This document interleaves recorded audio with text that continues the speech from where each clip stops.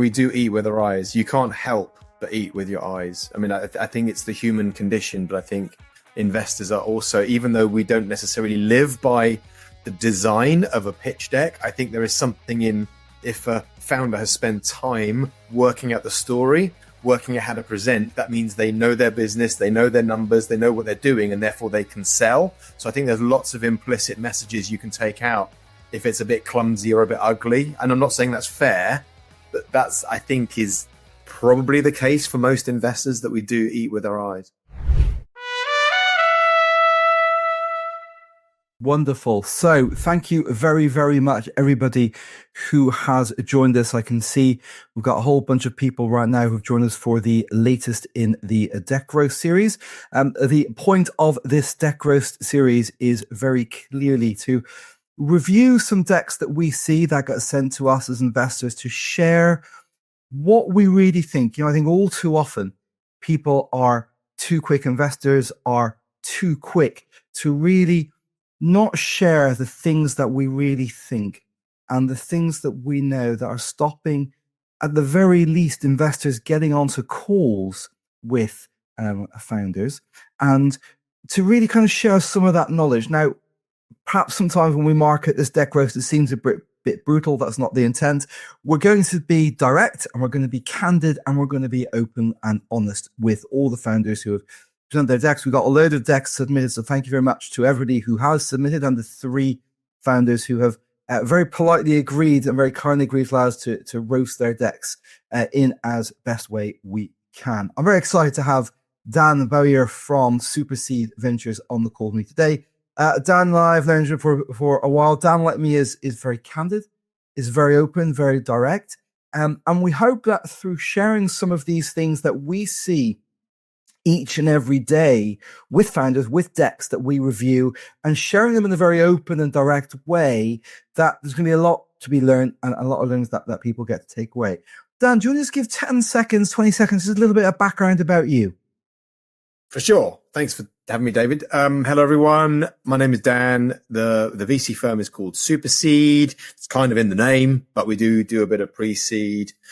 So very early stage industrials, really. So I invest in all the things that you don't read about in the Daily Mail. I'll invest in all the stuff that goes on behind the scenes in agriculture or manufacturing or food tech, and all the boring stuff that goes on behind the scenes. That's the stuff that really excites me. Typical tickets, anywhere between 500 and 2.5 million. Typical round sizes, 2.5, 1 to 5 million. We do a deal a month, deal every 6 weeks, that kind of cadence. And I'll shut up there. Perfect. No, Dan, I think that's really great. Thank you for, first of all, joining us and for sharing a little bit about your background. So here's what we are going to do for those people who are brand new to the Deck Roast. I'm going to share my screen, which is going to be the first of 3 decks. And the first deck is called GigMate by Rob March. Rob March, I think, is really on the call. What we'll do is Dan and I are going to read through this deck as if we haven't seen it before, which is good because Dan hasn't seen it before. And we're going to really go through it raw, and we're going to think out loud. And, you know, most investors are human, or somewhat human, and we have bad days, right? The dog's been up in the middle of the night, the kid's been up in the middle of the night, and sometimes that is when the deck hits. So we're going to try and be as raw as possible whilst trying to be relatively polite, but just sharing with you how we feel, how a deck lets us feel. So the first one, I'm going to ask Dan if you can see on his screen. Yep. Should be GigMate. Yeah, you can Find see your that, tribe. Dan? Got right. it. Yeah. Perfect. Wonderful. So kind of kick through and have a conversation. So find your tribe. So I'm looking at this, Dan, and I'm thinking, I kind of get what it is. It's doing its fairly nice aesthetics, maybe a bit busy for me. But I kind of get what Rob is trying to tell us here. On the next slide, 24 gig venues closed. Loans. Okay, so it's setting out for me, I think, a problem statement that there are lots of venues being closed. I guess my initial feel is I'm seeing numbers like 24, 72, 120 with no other metrics before me. and no other context, I'm not feeling that this is a massive thing. And yet, I'm making a judgment, Dan. I don't know what your thought is on something I've not yet seen yet or contextualized, but just these numbers just makes me think this is fairly small. What's your thought, Dan? But it does depend on what kind of business Rob wants to build. So as a VC and with VC head on, I immediately go, this isn't a venture backable thing. But then probably looking at the homepage suggested it's not a venture backable thing. And by venture backable, that I don't mean that as a slight. I mean that as is it going to return my fund? Is it global scale? Is it going to return my fund within, let's say, 7 years? So it's going to be massive. And a fund returner for me, like my last fund was 50 million. So if I own 10% of you at $500 million in 7 years, that's the power law dynamics, if you like. So it depends on very much on what kind of business Rob wants to build as to what success is for him. And of course, if we were in front of Rob, we could ask him these questions. But Rob's not here, and this is literally a cold call email. So I think we're in agreement here. The first thing you want to do, Rob, is you need to contextualize this, right? Because we are already making assumptions and trying to put you into a box. It might be a box you're happy in, right? So you might be happy to be in a lifestyle box. But if you're trying to make this sound like a VC level opportunity, we are already emotionally anchoring you in our minds in a box that perhaps you don't want to go in. Next thing I'd look at is music fans are missing out. There are 37 million gig goers annually. Missed at least one live over the last 3 months. While you're absorbing, David, I think all of the slides, one thing I would say to Rob is investors, I see 25 decks a day. I'm sure you see loads. It's really hard. If there's not one key message per slide and I can easily flick through it, feel the narrative, flick to the next, feel the narrative, flick to the next. If there's not one key message per slide, I think that's a no-no. So this, I'm like, shit, where do I look? What do you want to draw my eyes to? Where do I go? Which is the, so I'm thinking, what's the problem here? Like, which of the problems is he attacking here? Is he stopping gigs being cancelled because, 85% were missed? Or is he solving event discovery? Or is he trying to connect fans together? I'm seeing big-ish numbers, but not huge numbers. So, yes, 37 million gig goers, and is that in the UK? Absolutely not, because it's a big number, right? So is that globally? And if the 37 million is a global number, and 430 million lost annual revenue for live events. So I don't know how they're lost, and I'm thinking that's a UK number. So it's inconsistent, I think. And there are too many problems being solved on the one slide, and it has my brain working too hard to try to fill in the gaps. And by me trying to fill in the gaps with my mind, I'm probably filling in the gaps, the wrong gaps that Rob doesn't want me filling in. I think there's also a trick of anchoring. There's an NLP technique, a neuro-linguistic programming technique, which is anchoring the thing. I quite like the find your tribe. I quite like the emotive aspects, because this is an incredibly emotional topic. But I really think you need to anchor what it is. Even if it's light, I still don't know what the hell it is. So I still don't have any context as I'm reading through. I know there's only slide 3, but I'm already a little bit impatient as to what the frick is the thing. Yeah, I think that's a great point. And I know you very politely said it's only slide 3, but sometimes we might already have made a decision, right? Confirmation bias. We have now made a decision 1 or 2 or 3 slides in, whether we're even going to get on a call with Rob or not. And then we're going to flick through the rest of the slides at super high speed just to confirm the fact that we're not going to get on the call. So we do eat with our eyes. You can't help but eat with your eyes. I mean, I think it's the human condition, but I think investors are also, even though we don't necessarily live by the design of a pitch deck, I think there is something in, if a founder has spent time working out the story, working out how to present, that means they know their business, they know their numbers, they know what they're doing, and therefore they can sell. So I think there's lots of implicit messages you can take out if it's a bit clumsy or a bit ugly. And I'm not saying that's fair, but that's, I think, is probably the case for most investors, that we do eat with our eyes. So it's a great term I've just written down, actually, eat with your eyes. I think it's very powerful. And I'm going to reuse that back to you. So if we move back to the next slide. So again, our brain is still, certainly my brain is still trying to figure out what it is. So, okay. So now I'm thinking, what you are solving for us, Rob, is you want us to connect with bands, venues, and festivals, even though I'm not really sure what connect really means. Find and build your tribes and create fan communities. Do I create a fan community as a fan? Do I have to be like a fan of a very specific band, or do I just like after music? Is it discovery? But I'm at least here, I'm starting to get a little bit more knowledge as to exactly what the problem is. But maybe not enough meat on this for me, Dan. I don't know what you think. I think there's also, you have to look at it because I've built and sold 4 businesses. So I've spent more time on the other side of the desk than this side. I've spent 15 years as an angel and 7 within that as a VC.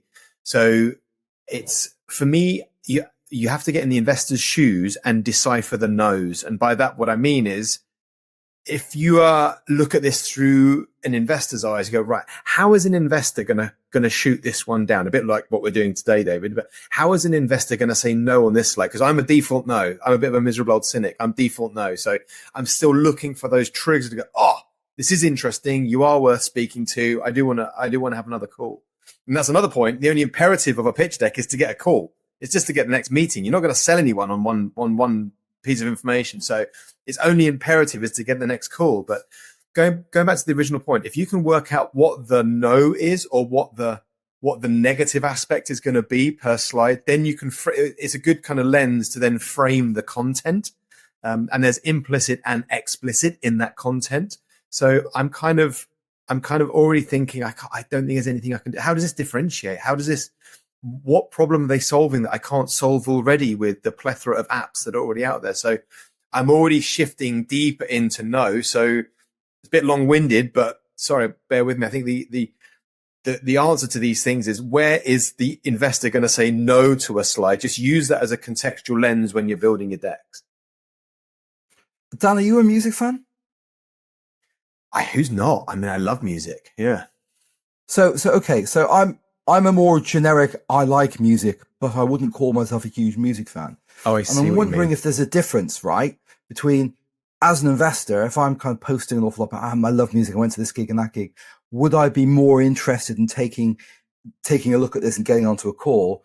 Whereas interesting, because you are that guy, right? You are the music fan investor, and this is not yet biting you to really have you move on, is it? But only because I'm a miserable old bugger, and it's basically based in, I cannot see how this is going to find, without extremely deep brand pockets.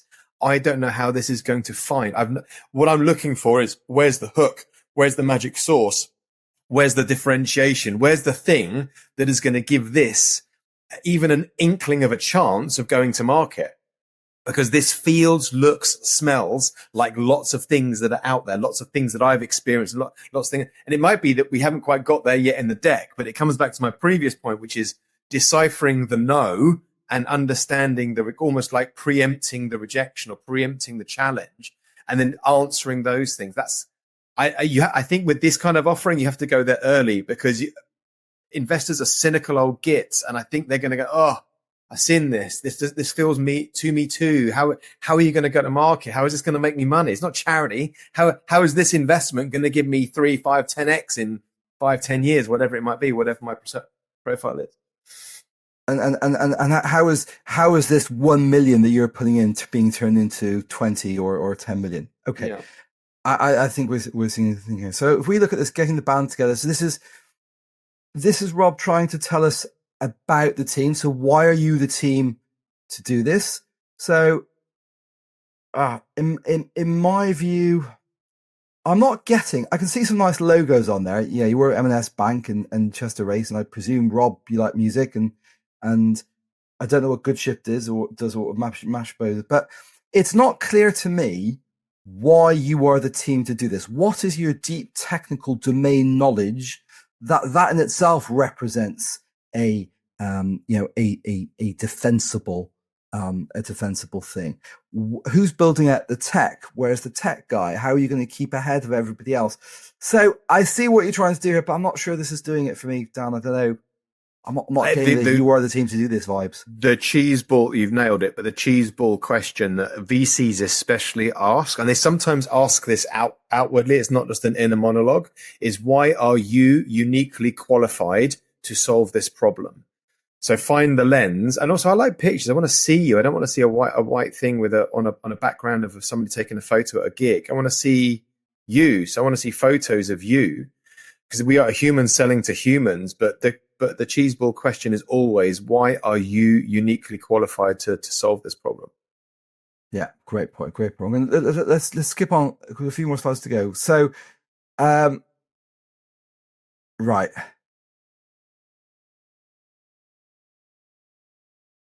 So I've got my I have a very typical thing I say when I see. Let's just start with you, Dan, because I will immediately go into onto my soapbox on this. But what do you think? Oh, I think you've just deferred to another soapbox. I hate Pam Tam Sam Som slides. I think they're utter BS. I much prefer in early stages seeing a stepped out mission to vision slide. So I much prefer mission one is ICP, product, feature, territory, revenue, percentage target, whatever it might be, to build up mission one. That network effect unlocks mission two, which the following year is this ICP, this product, this feature, this roadmap, and how you're going to build it up to these revenue streams. And then mission three, mission four, all the way to your vision. So I think Pam Tam Sam Som is just gazillion dollar ball bags to me. This is, it's a bit like killing one person is murder, but killing 10,000, was it Stalin said, but killing 10,000 is just a number. It just feels like 52 bazillion of what? 50 gazillion dollars of what? It's like, I need to know that you're doing something in a stepped way that's going to achieve a thing over time. And I go, I can totally underwrite that plan. So most founders that I speak to totally throw away the addressable market slide because it just becomes meaningless chip paper.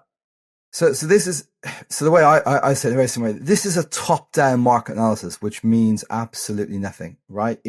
We are in a big market, but that's not answering the true exam question of how big can this business get?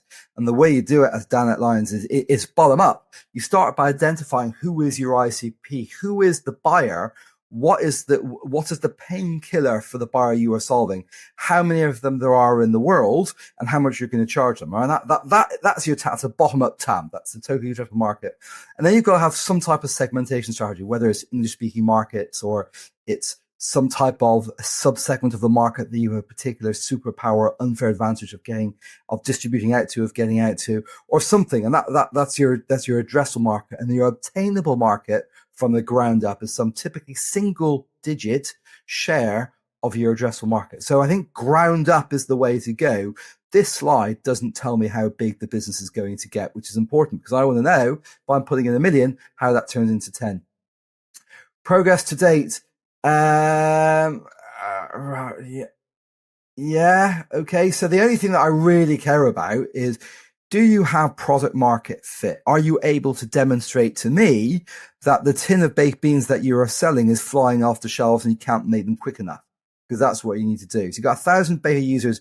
Great. But how much are they using it? Right? What's your daily active users, your monthly active users per gig? What's your percentage?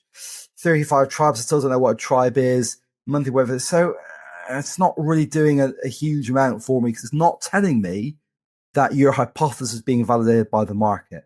Dan, your thoughts on this? I would bake this into the previous slide. So if you are going to step out your missions, then there's a mission that you've already achieved, which was mission one. That was 2024. And therefore you can frame all of this. I mean, I think funding is fine.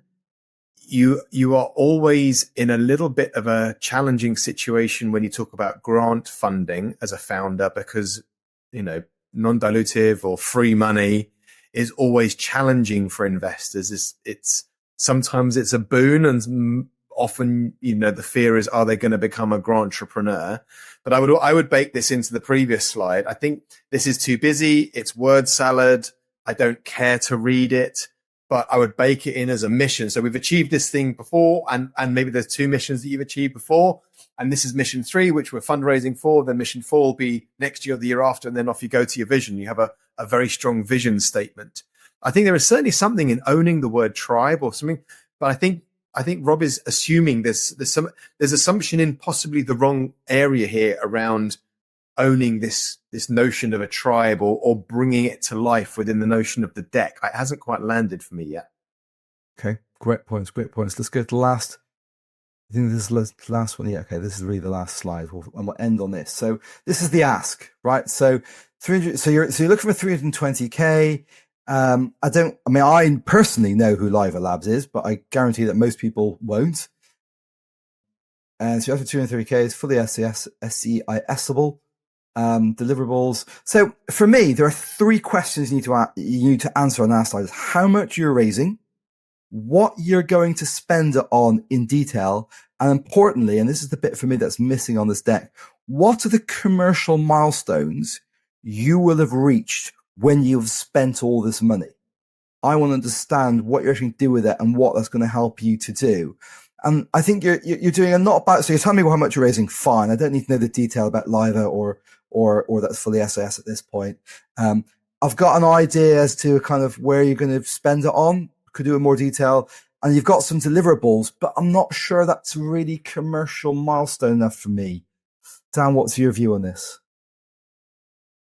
I love the fact that he's put in that he's not only, taking money to spend, but there's an outcome to the spend. Most fundraising, kind of most of the ends of the deck is like, we're raising $1 gazillion. Great. And there's a nice pie chart that says I'm spending some on tech and I'm spending some on product and I'm spending some on marketing. Of course you are. I'm giving you money to spend. I mean, this is, but what is it going to do? And I think, again, it comes back to the addressable, that kind of stepped addressable market, those missions, because a lot of this information is baked into that. By all means, reframe it in a new way, but it's almost such a small raise for this kind of thing.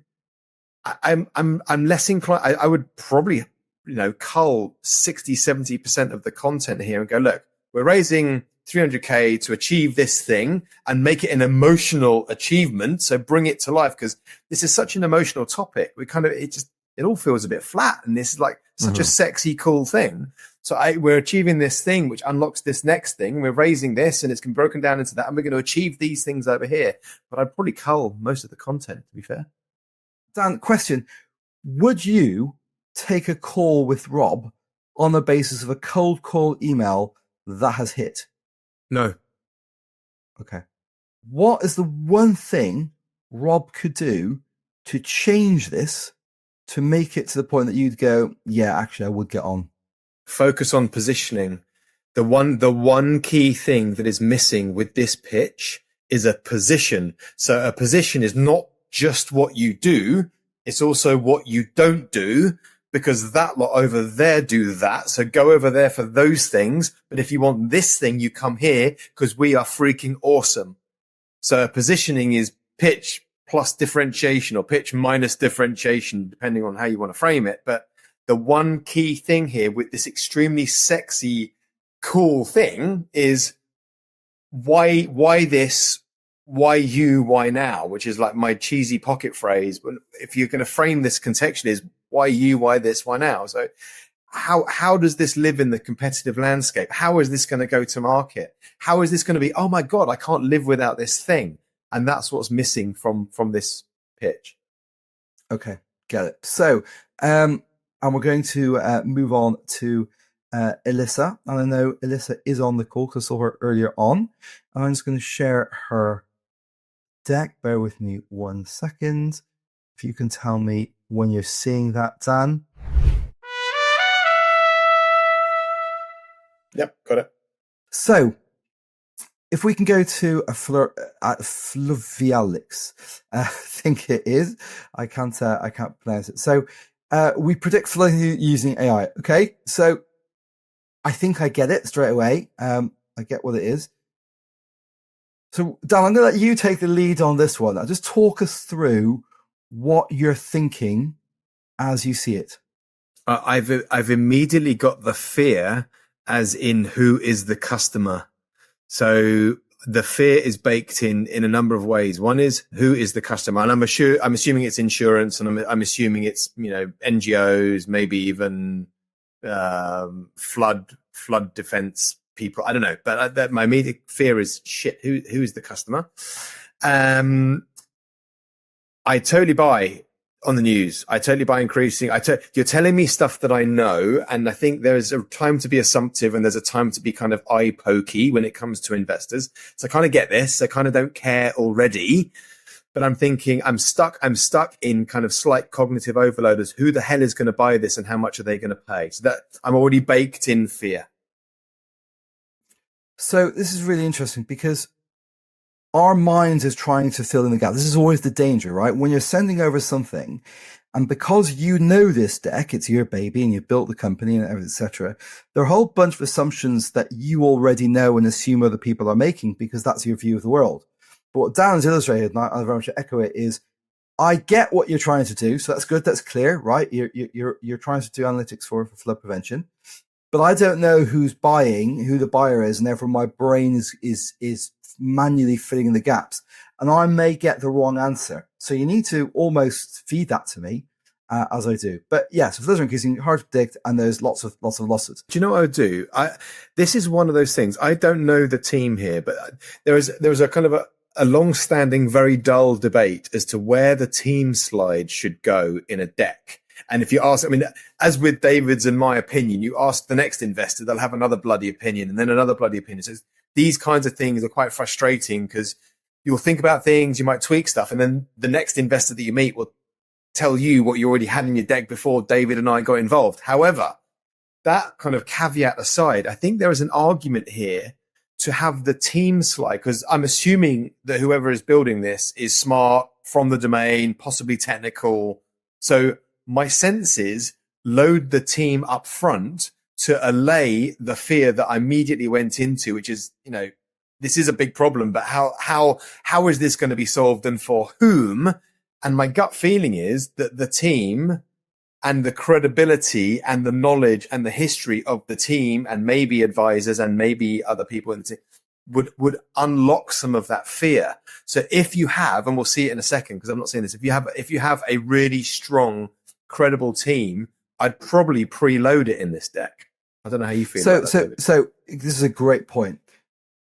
Are you saying for all the slides that you, Dan Bowyer, sees, do you want the team deck early on, or is it a specific type of deck like this type of kind of deep only tech, only if it's very domain specific and it adds weight to a very because I'm assuming these are very early stage decks. I'm assuming there's not much traction or numbers or revenue or clients. So you kind of have to play different vectors. So my assumption is like whoever's doing this has to be smart. They're building these bloody predictive models, right? So for very specific use cases like this, I would front load the team because to me, that would immediately de-weight some of the fear that I'm already feeling about, how this goes to market, who the customer is and how much they're willing to pay. Because they're credible, they're smart and they're thoughtful. So I think it's very case specific. Right. Love that. Okay, good. Now, so on this slide, so this is now the technology, I guess. So lots of words, too many words for me. Although I appreciate that, you do have to kind of explain this to me, what it is you're trying to do. So to be honest, I would actually be very happy with the things that you've kind of done at the bottom two lines, right? The bottom lines in each of those boxes, which is, we can predict flooding, right, in a specific area for the next 1 to 5 days with a high degree of accuracy. But what does that mean, David? This is the challenge. What commercial value does that create? Otherwise, it's too mechanical. I'm with you. Strip out all of the copy here.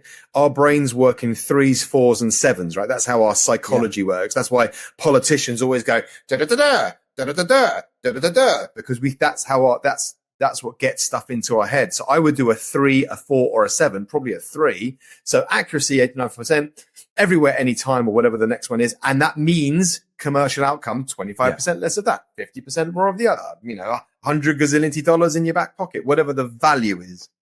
Which goes back to your original point of who's the ICP, who's the buyer here, right? Mm. Because I want to know what does this do to their everyday, to their life and to their work. Okay. Moving on. So I never click watch demos, or I'm just not a video guy. I love videos as long as they're not either or. As long as it's in addition. I don't like video pictures, but as long as it's in addition, I think it's smart. Yeah, no. So this is a great example of how two investors think differently, right? If I have to watch a video, I never watch the video, but I will always look at the visuals here. But how do you And feel at the about very screen least- grabs, David? Because I hate screen Yes. grabs. I think screen grabs are a complete Love it. waste of real estate.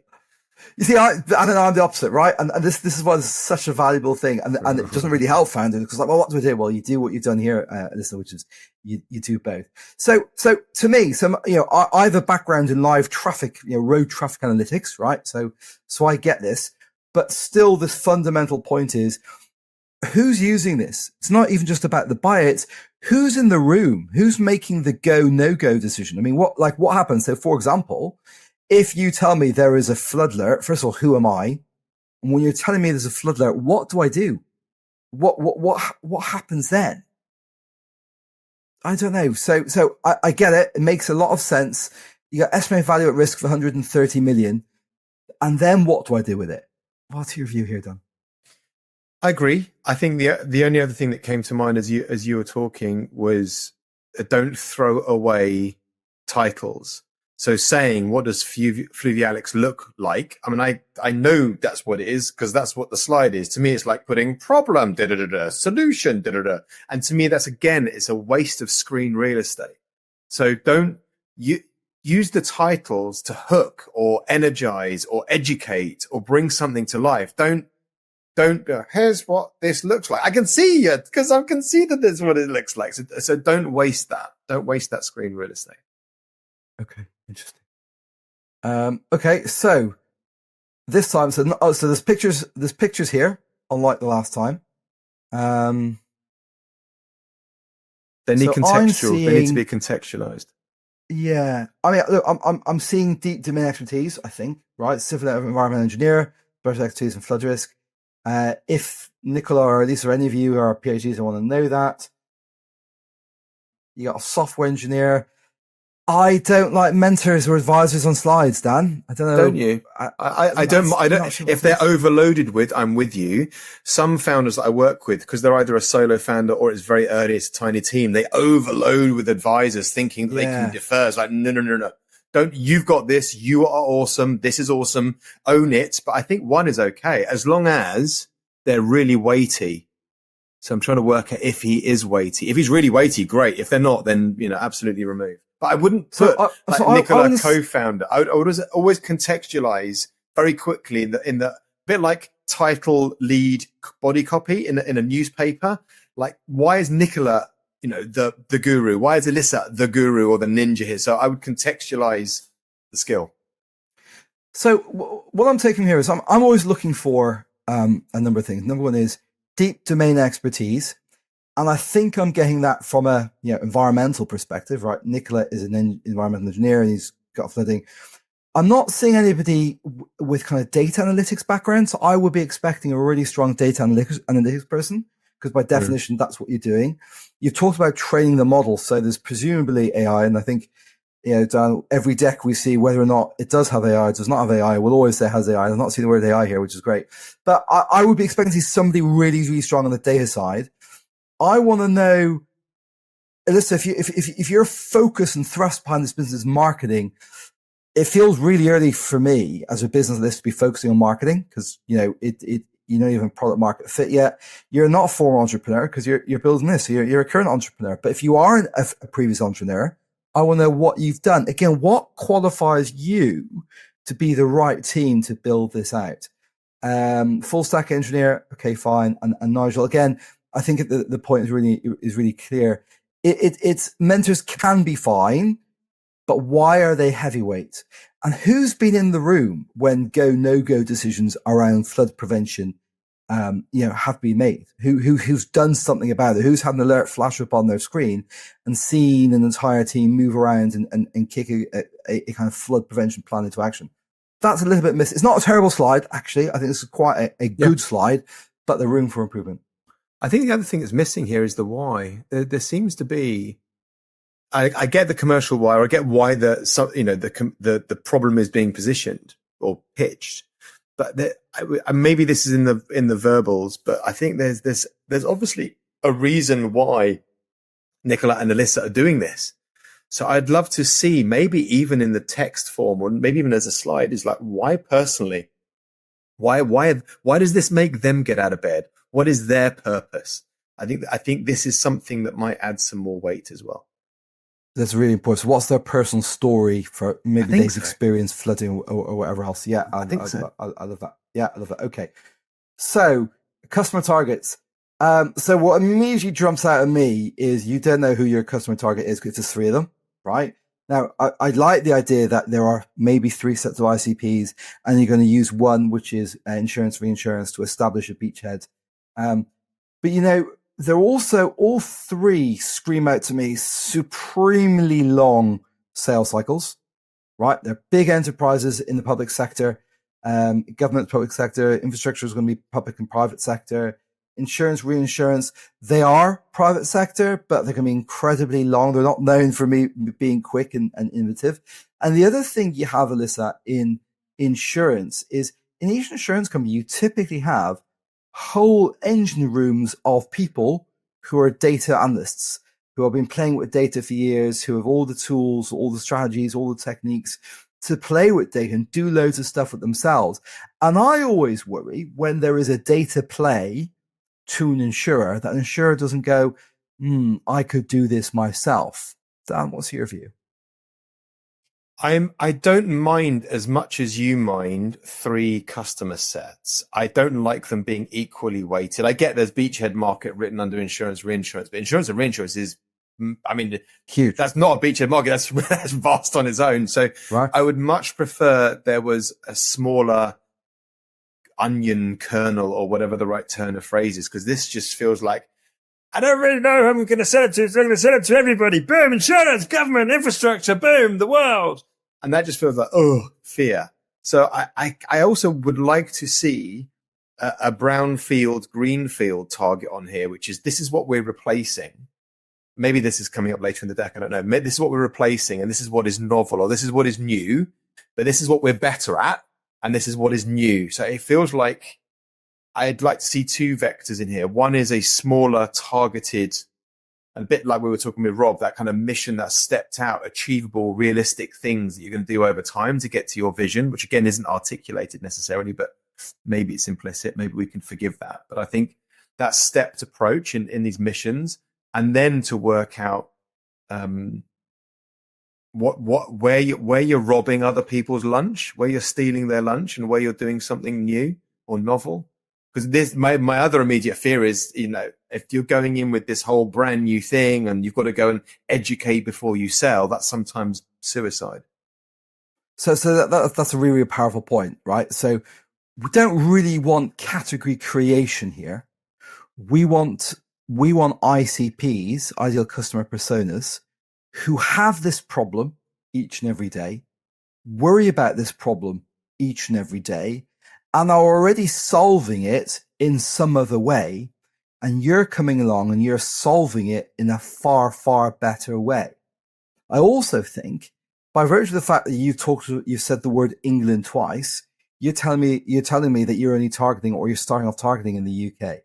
If you really want to challenge on a VC scale level business, you need to go global. Now, I personally have no issue with the beachhead being, here are the top 6 insurers in the UK that we're going for, and then we're going to prove out product market fit, and then we're going to go global with this. But you've got to be really clear on the global ambitions from the get-go. And then I think finally for me, and this may be on the next slide, but again, just shows you how we're kind of really thinking ahead, is I will know the go-to-market. So I don't think this is good enough in identifying who the ICP is, who the actual buyer role is, not just the company. But assuming it was, I still want to know how you're going to get in front of them. What is the go-to-market plan? What go-to-market motions are you using? Because I'm not yet seeing it here. So market size, I think we're going to be saying the same thing, aren't we, as we did with Rob here, Dan? Yeah, it's nonsense. It's nonsense stuff. I mean, these are quite small. These are quite small figures. However, I think you quite smartly broken it. This is revenue generated from these types of customer. Although I don't know what type of product this is. I think that's what we're assuming, Dan, aren't we? I think by word they use revenue, we're assuming that the insurance, local authorities are buying flood prevention solutions today Unless it's that's the type of revenue we're GMV. going I mean, after. if this is policy GMV, then that's, that's double nonsense. The old stuff. Yeah. So I'm not sure this is doing this slide does it for us. Again, the exam question is, how are you turning my million into 10 or 20 million? And this is not being answered on this slide at present. And Right, using words like assumed 15% of SAM, that's just really dangerous. Yeah. I mean, besides the number itself is far too big, but assumptions like it never works out. You just lose credibility. I hate these slides. It's a bit of the game. I don't mind grids. I don't mind 2x2s. I don't mind grids. As long as it's not like some nonsense vector, like we're cheaper and we're easier to use. Like, don't do that. But I don't mind grids, and I don't mind. Well, so it's interesting, right? It's every investor, we want you to tell us about your competition. So you have to tell us somehow. But I personally think these grids or a quadrant graph are rubbish, because it's a level of abstraction that you understand. But if I ask them that question, who come of different, the competition, it would look very differently. I also think, just kind of zooming in a little bit on the numbers, the fact that you're based in Europe, why is that better? Yeah. And what does fluvial floods mean? Does that mean you create them? And live flood map. I mean, live flood map and dashboard. That's a feature. It's not a benefit. And it's, I could probably give you some data, and I could wax something together using a no-code tool in about 10 minutes. And I haven't touched code in about 20 years. So, Dan might like the fact that there is that there is a grid, and I don't. Although I appreciate you have to answer it somehow. How do you do it? David? Do you prefer 2x2? Well, I've never come up. So there's a guy called Andy Raskin who a phenomenal guy. He talks about talking about old game, new game, and if you change the kind of contours of the conversation, you can actually tell the story about competition. So it's not really about feature versus feature. It's they're doing something else, but we're just doing something completely different, which changes the game totally. There's a great article I will share on this, but it's actually not an easy thing to get right.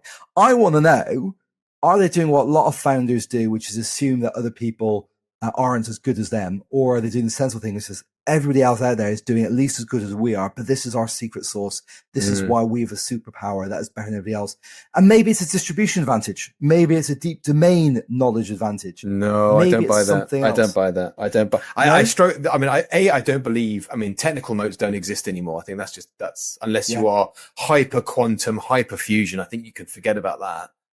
But I don't buy the people anymore. I don't buy the domain piece anymore, unless it comes maybe with some proprietary data or some form of levered data set. Then I'm with you. But otherwise, so which Alyssa did say earlier on the deck, we've trained our model on the basis of. So for me, I hear the point. I think this for me, again, my background is traffic information, right? That is niche, and it is quite domain specific. So not a lot of people could actually come in here, right, and compete on the domain expertise. And I don't think a generic concept would come in and compete. So I would be fine actually on the domain expertise for this type of business. But I still don't know who my ICP is and how much you're selling it for and how big the business is going to be. And that is my problem that comes up again here. Roadmap, I don't see any value on roadmaps, right? Roadmaps kind of come from the old kind of product roadmap days, but if you're doing things in a more agile sense, you're responding, reacting to behavioral insights from people using your tool. But I suppose it's established contact with clients, starting insurance. It just feels a little naive. It doesn't feel like you've identified who your ICP is, what their job title is, what they worry about, how you get them, where they live, where they work, what conferences they attend, what publications they read, if they're present on LinkedIn or X.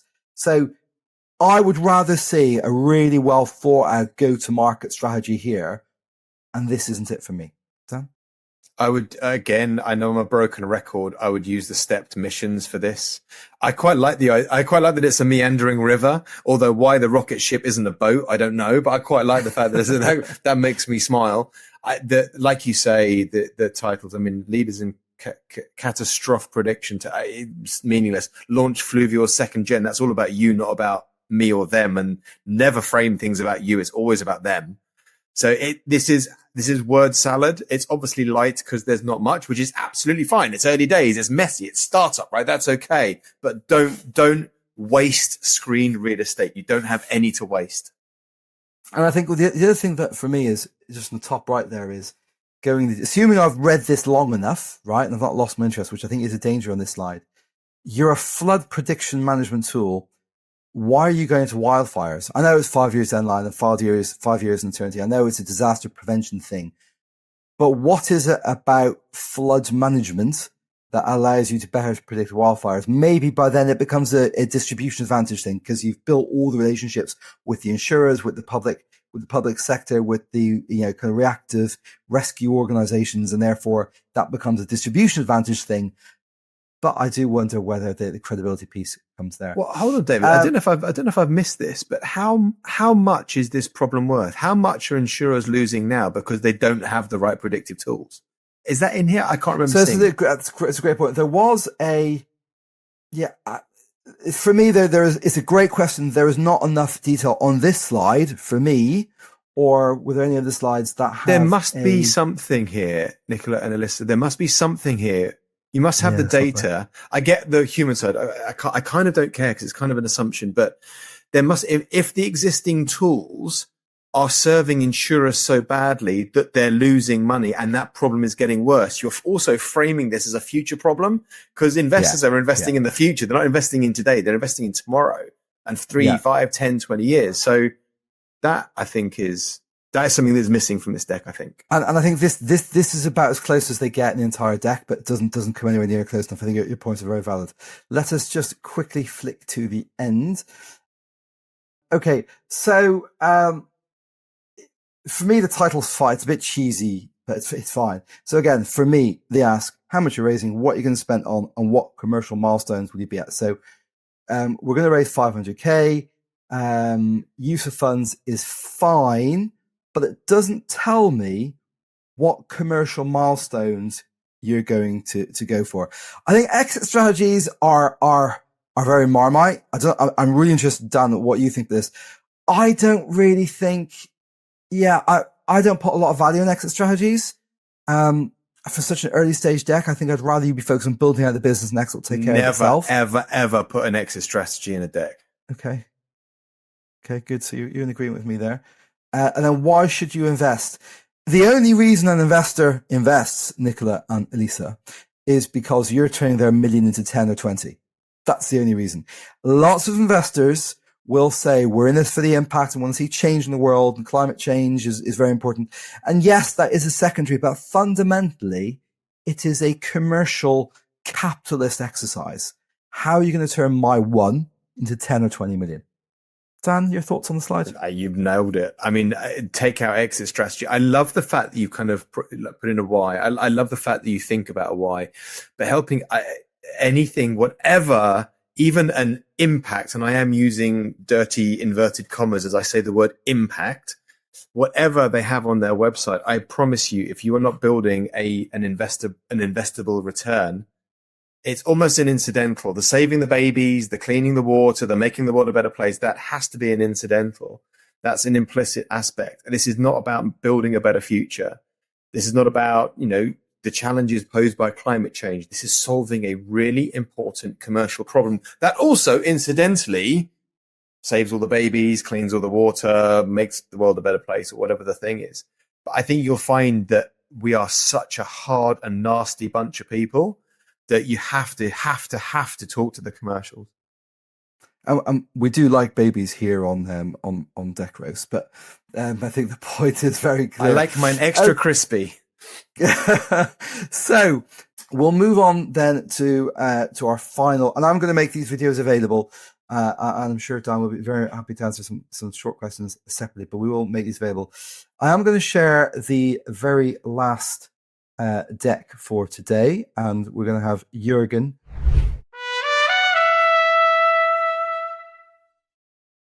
So Jürgen, who I have seen on the call already, we're going to go through his deck, which is called CapNova. And for me, straight away, I'm already thinking this is quite a nice deck. I know aesthetics shouldn't matter all that much, but for me at least, they do. I'm not sure I bother with private and confidential. I mean, it doesn't take anything away, but if an investor wants to share it, they'll share it. And if they don't, they won't. So they're not going to, worry about somebody saying it. But supercharge investors by effectively harnessing the power of your network. I don't really know what that does, actually. I always like to do something, pretend I'm speaking to my grandmother and I'm trying to explain what a thing does. CapNova is a something type of platform that does a thing in order that or so that, and the in order that or so that is really important because that's a benefit and it tells me why I should care. So I think I would, I'm not sure what this is saying to me. Dan? I don't think this is an attractive deck. Okay. To me, it's isn't it? Eating with the Rise is such an independent, individual, personal thing. This looks ridiculously busy already with lime greens, purples, blacks, blue arrows. It makes me just feel a bit awkward. And to David's point, that if you're going to use text on a page, I think you have to be a little bit crisper. Supercharge your investments by effectively harnessing the power of your network. A can be read more than one way. I kind of get the essence of it, but it's not. Using superlatives, just don't do that. But I think the other challenge that I had as a founder, and I know that other founders have that I work with, is they use the same words over and over again. They kind of get bored with their own voice, and then they come up with these crazy, slightly tenuous, lost pocket phrases of bullshit. So don't do that. Go right back to David's grandma test or grandpa test, not to be sexist, and just nail either a pitch or nail a position, and they're not the same thing. But don't use cutesy, clever, stretchy, word salady. Don't do that. It immediately, implicitly just makes you look a bit weak. Yeah, great. Let's move into. Ooh, okay. Now this is quite bright to me. Empower. I take it back. It's no longer a statement. It's a statement. There you go. It's no longer aesthetically pleasing, Jürgen. Empowering global communities of private investors. So I hate the word empowering. I just don't like the word. I don't know what the hell it means. I mean, global, again, I go back and say, you could have done the previous slide on the very first slide, CapNova is a platform to create global communities of private investors, maybe in order that, or so that. But again, always good to review those and tap the knowledge right now, combine the value with all investors in one. So the benefit is almost there, but not really. So the benefit should be so that, CapNova is a platform, is a global platform for private investors or something that combines different asset classes in a single platform or something. But again, my brain is trying to figure in the gaps, whereas you shouldn't be allowing me to do that. Dan, what's your view?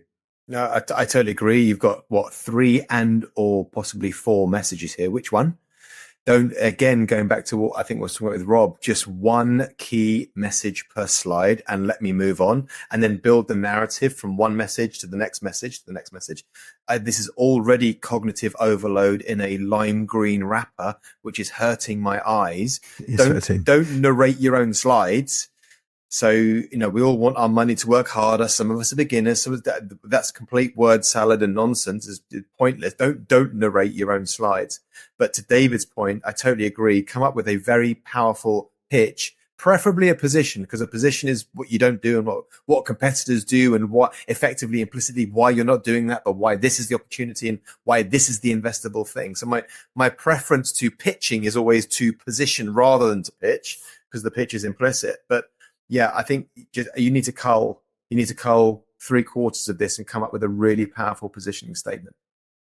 I think aesthetically what can work really well is that key points are bolded or in a different color, but not mixing bold with a cool underline and different colors and then a box with a different colored background box. It's just aesthetically, it is a bit hurting my eyes here. But you've got to be premium, right? You're talking to private investors about private investors. This is a premium market, and premium isn't lime green, blue, black, bold, not bold, different font, single font. It's premium is premium. This has to be aligned. So your pitch materials have to be aligned with your sales materials, have to be aligned with your product, have to be aligned with your language, etc., etc., etc. So if this is premium, this is a premium position thing. It has to marry. Okay, let's move on. So,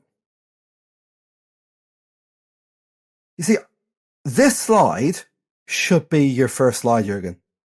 Like literally, if this was your first slide and it was less lime, right? But you told me this with your logo, I would get it immediately. Would you, David? Who's this serving? Who's this serving? Well, so for me, this actually moves away from angels or VCs. This is for those people who are managing multi-family offices. So wealth managers. And I think it's, professional wealth managers that sit on top of the family office. Typically, they're managing multi-families by virtue of that's the text it's saying to me. And it's helping them with investor education, although if they're doing that job, you expect they had that. Social collaboration, I get rid of the word social. Collaboration, I get, it's a co-investment opportunity. So this is not a perfect slide. You're probably, for me, 85 or 9% of the way with this slide. But this, for me, should be slide number 1. Yep. So if there's slight improvement on this, your logo, plonk it as number 1, and I get you. Dan? I totally agree. I think that's absolutely bang on. What I would probably do this is frame this either before or after as to why family offices are so, obviously they like to co-invest. They're a bunch of sheep. They love the FOMO. They love all the things that most people in our world know. I would frame the challenge that they have. So I think there's a bit like you have this either pitch and or position statement framed with the challenges. You don't need to call it problem solution, but you can say that they're bad at getting the right knowledge at the right time through network and or independently. I'm not saying use these words because this is also word salad, but there's a problem set of language that you can frame that will align quite nicely with this. Agreed. Yeah, I don't agree on this one. Okay, let's go on to that one. Okay, so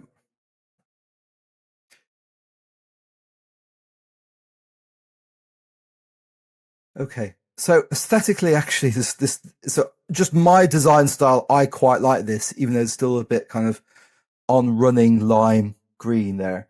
But at least you tell me what the problem is, and it's not quite strong enough yet, emotionally enough yet. So, and this was, I think, a problem with Rob you had earlier on is Rob. It felt like a vitamin pill. Maybe that's because I'm not into music enough. Investments is much more in my world, but it's not still enough of a painkiller for me. Right? Why is this a painkiller? Some certain wealth will lose their wealth by the second generation. Why? What are they doing wrong? And what is the pain that you are solving with the painkiller? 23% of some of those high net worth individuals like to recommend their current wealth manager. Does that gel with a multi-office family management platform? Don't know. Here's an interesting one. I'm going to say this as I think it, and I'm not going to filter this, right? I personally have a problem identifying with the stress of a high net worth individual whose stress is managing and preserving their wealth, just because that's not who I am. Not because I'm older than 35 years old, but because I'm just not that. So I don't relate to that. Dan, what's your thought on the aesthetics and also the message of this slide? I think there's something that's come up for me that I think is quite interesting. I know that succession is a problem for single family offices, but we are mixing metaphors now as what's wealth management, what's focusing on young high net worths, what's focusing on multi-family offices, what's focusing on private investors. So we're already all over the place in terminology. So I have no idea who it's really focused on. However, I do know there, and I can totally understand that there is a massive challenge with succession, hence the TV series. But so if this was effectively, so I always believe in explicit, implicit, or kind of like the real business and the Trojan horse. So if the real business is this is a really powerful wealth management toolkit, but actually the Trojan in here or the subset of that is that we help extremely paranoid older generational money hand over, manage, control, curate, support the next generation of the family to come through in a much more systemized way. I do know that that's a problem in this market. So I don't know if that's relevant or helpful because we've kind of got into product and away from deck. But coming back to the deck, you cannot mix all these terms and ICPs. And I'm so lost as to who the frick this serves now. So who your ICP is? Yeah. Okay. Okay. Busy. So I think, so again, if you're not feeding this to me on a spoon, I am filling in the gaps, and they might not be the right gaps you want me to fill in or with the right information. And I think what you're trying to tell me is the younger generation of high net worth individuals to whom I do not relate to because I am not that youth group, nor am I a high net worth individual, which is fine. There needs to be right. You're kind of saying, well, they're changing what it is to own wealth, and they have specific desires. Because it used to be that wealth equals money, but now wealth is money plus all legacy and skiing and time and impact. And they're now going into crypto as well and ESG, even if they're not really anymore, I don't think, alternatives. But again, I think going back to Dan, this should be about, I think, the older generation planning succession and trying to ensure that generational wealth is kept. And therefore it becomes a succession thing and about diversifying of assets across asset classes. Yeah, Dan, what's your view on this? I'm not sure this isn't the opportunity. So the title of this slide is opportunity. And the content therefore framed is not opportunity. So the opportunity is the world that you're changing. So, like you say, too busy, too much content. If this is the value piece, as in their value piece, then this has to be framed in a much more concise, clear, thoughtful way. And if this is the opportunity, tell me why it's the opportunity, right? Because you say the word opportunity here, Jürgen, and I'm assuming, like Dan, I'm saying actually you got this wrong. I think there's a different opportunity you're missing here. But at least if you think you're right, you tell me on the slide, what is it, right? Why is this the opportunity? And that doesn't come clear. Right. Well, this is the problem with paper marks. This is what paper mark have done. Right. Gosh, let me just check that. Right. I'll just refresh. Let me just try to see. This is part of the problem with using these things to share. Okay, better. We're disrupting wealth from ownership by empowering private capital owners and take control of their alts investors. So I don't think this is consistent with the previous slide. I think it's more consistent with an earlier slide. And actually, this probably should be slide 2 or at the bottom of slide 1. Right. But also, why is disruption a thing? Why should it be a thing? What needs disrupting?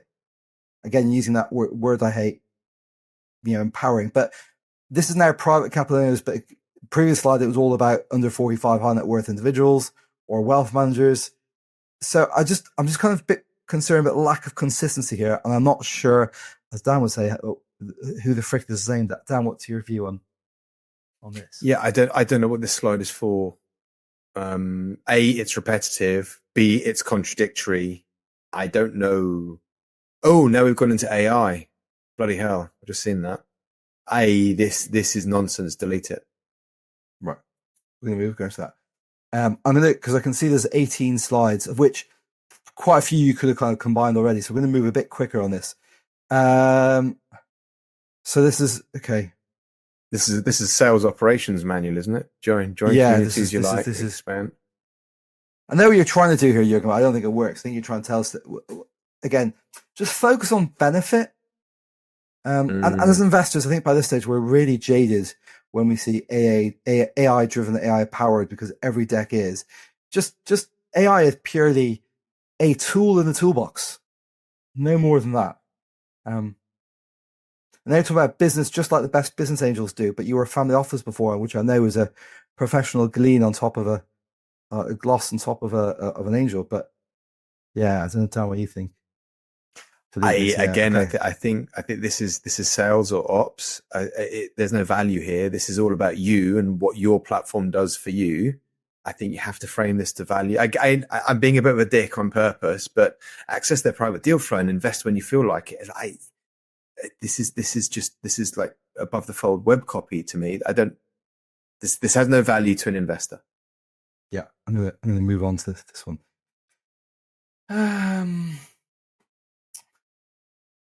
So this actually, without reading everything, I'm starting to like this slide a bit. Not why invest in the sector, it's why invest in CapNova, right? So, or why you're going to turn my 1 into 10. I don't mind Tam Sam as long as it's bottom up. And it feels quite bottom up-ish. Still don't quite know who your ICP is, except, oh no, you told me. By Miles and Jonesy.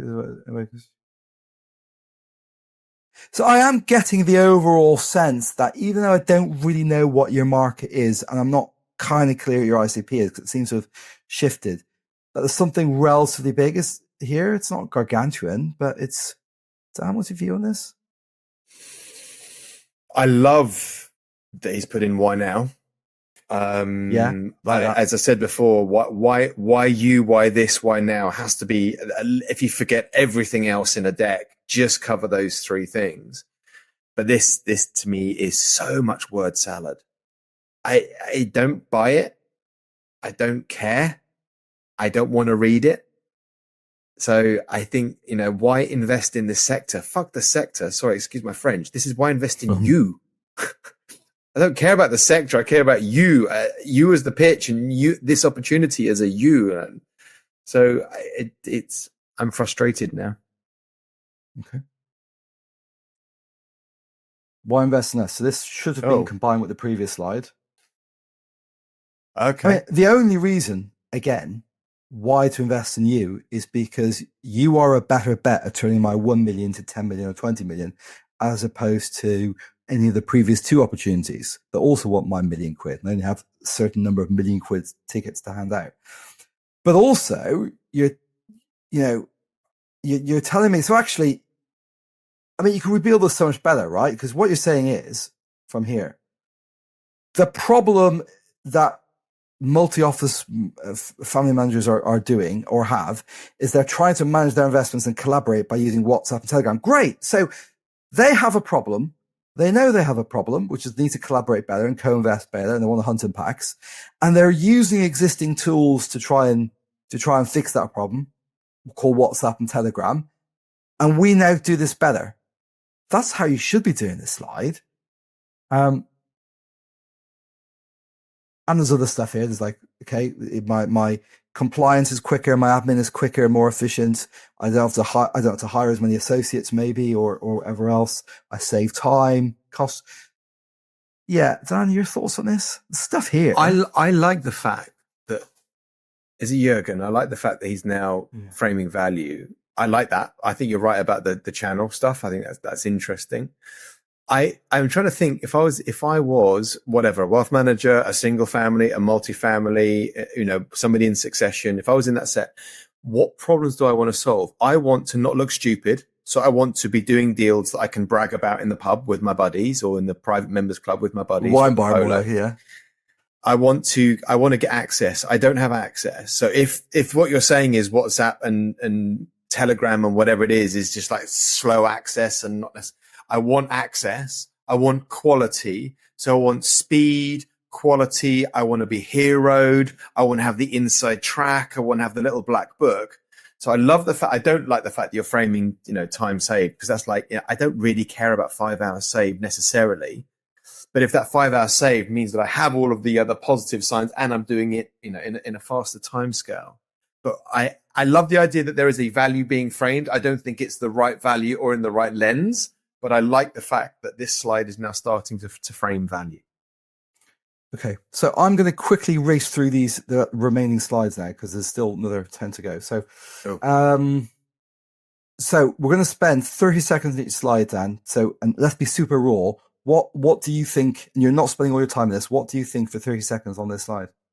I don't know where to look. I don't know what to absorb. Our formula and product roadmap, again, don't waste that screen real estate, anchor the emotional essence of it. What do you want me to do with this? What's the message? What's the takeaway? Yeah, too busy in this one. Revenue model. Say it again. I don't really believe that much revenue models this early, because you got to try things, experiment, see what happens. But also really busy, too many colors. Not sure where to start here, Dan. But at least we've got the ICP here. But lots of ICPs. Where's the? Oh, I see. There you go. Yeah.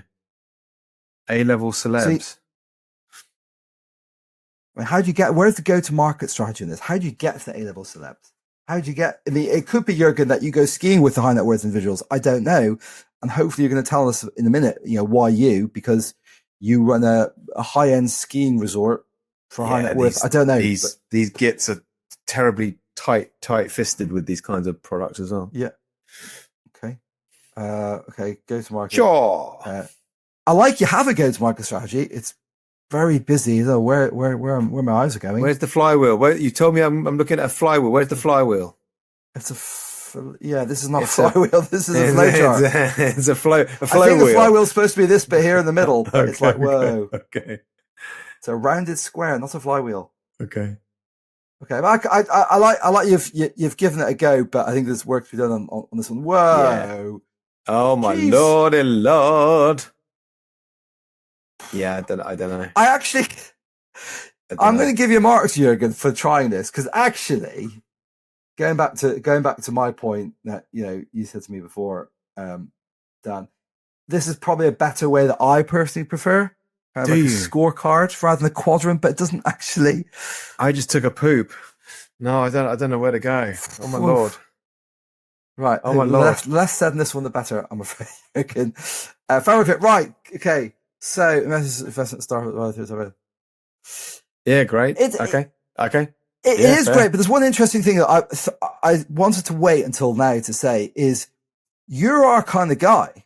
Right, you're an investor. You're an investor, an advisor. You're in this space, and some of these things you should really have been picking up straight away.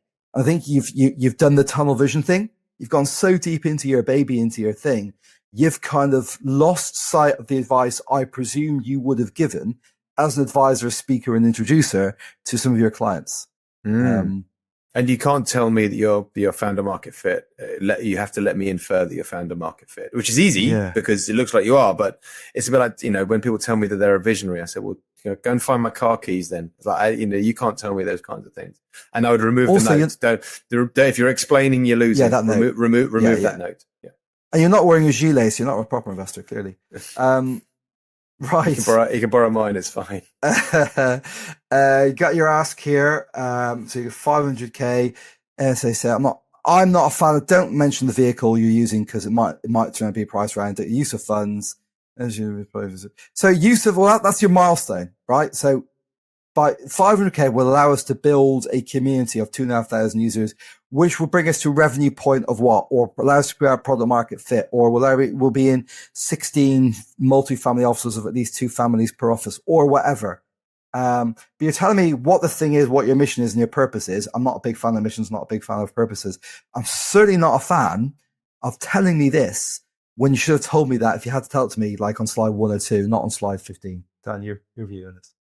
Yeah, I mean, if this is the ask slide, make it the ask. Don't have 4 different contextual reasons to look at this slide. It feels like you've realized that you've got a 16-page slide deck and you've shoved everything onto the last slide and word vomit. It's like, don't do that. I do like purposes that I don't think they necessarily need to be explicit in investor pitch decks, but I think you do need to define purpose, mission, vision, position. I think they're extremely important because they're having those things defined then guide the language set that you use in your deck, making sure that you're completely consistent and completely aligned through all of your material. So I'm not with David on that one. I do think they need to be defined. But also, I don't call mission isn't, saving the babies. Mission to me is an achievable thing. So maybe there's a slight difference in terminology there. But yeah, if this is the ask slide, make it about the ask. Don't shove in every other bit that you forgot to put somewhere else. Yeah. You're an entrepreneur like we all are, and I know we hate leaving stuff on the table, but you've got to learn the cost of clarity about leaving stuff on the table. I also think this is just me being anal, but democratize, that's not how you spell it. But I don't like the word democratize anyway. Disintermediate, I get, like it. Institutionalize, get, like it. Democratize, don't know what it means. Empower, I hate. Okay. What? Oof. Yeah, no, delete. Yeah, but we'll skip that just for your sake. And disclaimer, don't bother. Right. I hope, Dan, and to Jürgen and to Lisa and to Rob, that the real candid and honest and direct nature of how we've been feeding back to you is helpful. This is how we think, right? Now, Jürgen is calling in. This is amazing. It's working. 1 second. Oh, it is working. Oh, amazing. Hi, It guys. works. Boom. All right, cool. No, actually, so very quickly, thanks all for the feedback. Super helpful. I know it's, as you said, Dan, David and Dan both, I've seen so many of these, and you see a lot of wrong ones. You see a lot of right ones. You see so many people looking at different things. So distilling when it is your own baby becomes sometimes so difficult.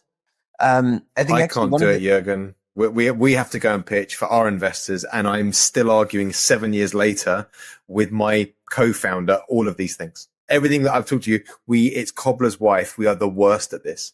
And don't ever ask an investor to pitch because we're shit at pitching. It's so Great at criticizing, but so this is a very circular problem that we're talking about. Because you always think this is what I would like, but then, it's not about what you would like. It's about what the other guy would like. So yeah, always frame them. Yeah. I think something that's important for me is something that was missing at the very beginning is who the client is. Because if you look on slide 2, I think right below the blue box, it sort of says our clients. And I'm not sure if this works when you're sort of looking at the, but it's certainly not consistent because No, you both use Dan and I different said the same terminology all thing. the Is way you through. seem to change it. yeah. And so the phrasing, I've changed this about 1 million times. Every single time you get feedback and then you change it, right? You said, right? But change it all, Jürgen. You've got high net worth, you've got young high net worth, you've got multifamily, you've got private investors using different terminology throughout. It's not for multifamily offices. It's not for wealth managers. It's quite the opposite. It is for individuals to actually bond together. So, David, you work with Manchester Angel Network, for example, right? So we would help your angel network work better together with this, purposely built community platform. Whoa, stop there, Jürgen. You've just articulated your opening slide. Yes, and I used to have In a way that's totally at odds with everything else you've said. I went, oh, okay, I get that. Yeah. So it's really on working with the communities and making sure that people who are, the people you work with, David, that they can access not just your network, but also other networks and also people they know together to work together. Why? But why? Why should they work together? Why should they access that network? Why? Because it just, one, it reduces their risks more. They have access to more opportunities. And also because once you do get to a certain level in investing and whatnot, it becomes a bit more lonely. And there's a concept called decentralized due diligence, which is super, super helpful rather than having a sales. Boom. Drop the mic there, Jürgen. You won. So, access more deals, de-risk investment, and decentralize DD. You've nailed it. Correct. But here's the interesting thing, Jürgen, right? When you're in the room, brilliant. I know. We're with you. But your deck is not getting you in the room because it's all over the place. Now, I probably would have taken the call just because my brain is thinking there's something there. Yeah. Dan, would you have taken the call? No, I wouldn't have taken No. the call. It looks unfocused and it looks difficult and unfocused. Gotcha. And I think Jürgen, what you've done here is, and please correct me if I'm wrong, is you have evolved this deck over time, based on differing feedback from lots of other people, which I get. Some more now. I always suggest when you get to something like this, walk away from your laptop, get out a pen and paper, start with the structure and the story and the key message on a piece of paper. Otherwise, you're going to do it again. You're going to evolve. David, Jürgen just nailed it. All he has to do is watch this recording back. He's nailed his pitch and he's nailed his ICP. Boom. And he's nailed his value. He nailed at least 3 value. Living. So, but also even quite the funny thing is because you said sort of the branding needs to reflect sort of the high level, the purpose, who you're aiming to. And, I've spoken to brand directors and people who do creative agencies and they were like, oh yeah, these colors, this is kind of what you want to go for. And then obviously screw them because you're not asking them to invest. They're not investors. Yeah. What do they know? Yeah. Look, I think there, there's something here. I would have got on the call with you simply because I'm thinking in my head, he hasn't told me what the thing is, but there's something here and I'd like to know more. I don't think that's good enough because Dan's saying he wouldn't get on the call and probably a lot of investors would not get on the call. But to be honest, David, you're a little bit more my target audience because you also work with the Manchester Angel Investors. So I'm like, thanks. Thank you guys for the feedback. Both Dan and David was super helpful. And I'll try and feed that back in as well and then start over. Oh, bless you. I feel your pain. I feel your pain. It's a lot easier. We're on iteration 355 and I'm still not happy. So I give up. Jürgen, thank you so much indeed. I'm going to kick out the call while we kind of sum up now. So thank you guys. Wonderful. So look, Dan, first of all, I want to thank you a very, very great deal. I think certainly from my perspective, this is now the third or fourth of these deck roasts that I have done. I did the first one because I was in a mood when the founders that I saw were just not getting the feedback that I knew what was happening behind the scenes, but investors were just not telling them. And I think this has been massively valuable. This direct, candid, honest feedback is just brilliant. But it's only ours, isn't it, David? It's a pleasure because founders are changing the world and it's a pleasure to be part of that journey. And I know the journey very well, having been there and mostly messed up. But it's only our opinions and opinions are worthless. But if you hear the same thing more than once, I think there's always something in it. But there's a pattern there, isn't there? Be the best filter in the world. I said to the founders that would just kind of listen to me, but don't listen to me. So go, I'll take that bit. Oh, that really irritates me, or that bit really resonates with me. Then there's something to work with. So if something bounces off, it's either wrong or it's not wrong right now, and that's fine. But just kind of be the best filter in the world, I think, is the only real advice. Perfect.